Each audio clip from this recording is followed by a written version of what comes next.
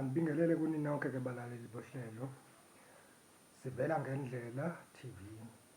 Ndike ndiyanibulisa emakhaya. Ndithi namhlanje ake ndize nolu udaba. Beke ningakhohlwa ukuthi ni-subscribe, ni-like and comment ukuze sazi ukuthi nina owenu umbono ume kanjani. Ze nikhumbule ukuthi ke nathi sikhula nje sokhuliswa nini. Kuyaboniswana ngendlela, kuyakhushulwana, kuyafundiswana. Namhlanje lokho engifuna ukuqonda kahle nanti sifuna sike sibhekisane ngako bakwethu. Kukhona udaba olunamakhansela phakathi. Kusho ukuthi sibe ngithetha ngoceba bethu.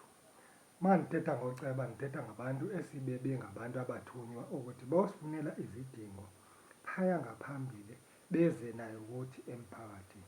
Eyona nto bendingayithanda-ke mina inye kokuba sibancome, sibagxeke, sibakhuthaze nabo bavele ukuthi ngabe zingakanani ingqinamba bahlangabezana nazo phaya basibe beyofuna ezi zinto zezinsiza zabantu. Ngoba ngokwento endiyibhalayo ini kukuba abanye bayakhala, abanye bayajabula, kodwa ngathi abaningi baba abakhalayo. Abajabulayo bancane. Umbuzo wami ke ngokube sowusithi ngabe ngoba umuntu mangaba esibe eya emsebenzini unalapha ripota khona ukuthi wenzeni, usebenze kanjani, iy'nkinga zakhe ahlangabezane nazo phaya beyofuna khona, beyokwenza khona umsebenzi, 1 no 2. Imvamisa angathi ababuyeli emphakathini ukuyobaxelela ukuthi anikwazi ukuthola into ethile nento ethile nento ethile. Eyona nto inkinga enkulu, umphakathi uhlala ungazi wona ukuthi ngabe ngempela kuqhubeka ntoni malungana nentuthuko. Yanto ke ngoku ibangela ukuthi kude kugcine kushiswa amathayi, kusenzeka zonke lezi zinto zeziteleka, kuvalwe izikolo, kuvalwe imigwaqo, yonke le nto. Yingoba i-feedback abayitholi kula bantu. Andibuzi ndiyasho, ngoba umuntu ovileyo ukuthi kwenzakalani malungana nento ayifunayo ngeke akhambe isiteleka. Number 2, yabona indlela nomthetho nezinhlangano lezi ezibusayo ezibonakala zisebenza ngakhona. Yikona okudala enye inkinga futhi. Uyayibona lento yokuthi uma ngaba kuzoba noceba nibe senithathwa nina nifunzwe ngalo ceba ukuthi nanku umuntu ozonimela, uba ngaba nivotele enhlangano kuyoba ngulona umuntu ozoba likhansela leli. Sekudlula inyanga ezimbili lo muntu seniseyivotela, akasenzi lutho, akasanincedi ngalutho. Kodwa manje inkinga akusekho ukuthi nina kuthiwe hhayi animkhipheni.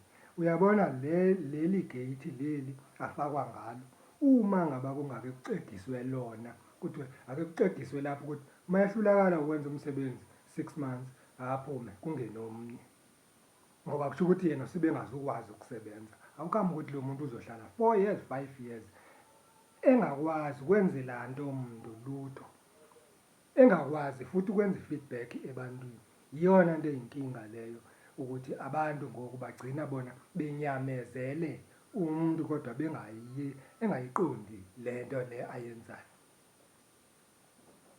Into endiyithandayo ke nendiyifisayo angathi singabancoma, siphinde sibheke ukuthi ngempela basisiza lapha nalapha nalapha. Singathi nje sohlala sithule ngoba kusho ukuthi njalo thina sohlala sithi hhayi sinivotele. Uthole ukuthi inhlangano le siyivotele ayinacala, inkinga yilo muntu lo. Yabona lo bamthathileyo basifunza ngaye, kuyena-ke ngoku umuntu oyinkinga. Thina sigcina sibheka inhlangano yonke ukuthi yenzile ukuthi kakubi, ukuthi igcina yona ibukeka ngegama elimbi, kanti yilo muntu emkhethileyo. Nayo uma ngaba inokuthi siyakuthatha sikukhokhisa ngaphambili, uzosebenzela lo mphakathi. Kodwa uba ngabe usehlulakala ku-6 months ukusebenzela lo mphakathi, uma usithi lo mphakathi phuma, kuyonyanzeleka ukuthi uphume. Kuyeke ukuthi uma ngaba ezongena kube lula, kodwa mase kufanele aphume kube nzima. Ndiyazi-ke ngoba mphakathi wakuthi nonke nikhona, nizovela, nikhomente, nishere, niphinde futhi nilike, ndive imibono yenu uba nina niyibona kanjani, ngoba sithina sogcina sithi inhlangano ethile ayisebenzi, inhlangano ethile ayisebenzi, kanti hhayi ngoba kuyiyo le nhlangano, yilo muntu osebethunywe yile nhlangano, uyena lo inkinga, hhayi yona ukuthi iyinkinga. Kodwa manje thina asikhulume sithule sibhekile, ngoba futhi noba sithi siyakhuluma le nto iye ithathwe inganakwa, yabo, ithathwe njengento enganakwanga le nto yokuba aba bantu bathi lo muntu abamfuni. Kanti uma ngaba lapha kuzothiwa animfuni niba ngakho ningamfuni, kubhekeke imajority yabantu uba leli khansela lale wadi abantu abaningi bathi abalifuni, kushuthi fanele lihoxe, kuqalwe phansi kubhekwe elinye ikhansela ngoba manje aliwenzi umsebenzi walo. Akusizi ukuthi manje lo muntu nimvotele kodwa futhi lo muntu akawenzi umsebenzi wakhe. Ikhansela kuyona inkosi ngumuntu osibe eyofunela abantu ezi zinto sibe bezidingela emphakathini, lezi fanele abuye nazo. Uma engayitholanga abuye enze i-feedback, akhulume, angabuye azihlalele kwakhe azithulele nje.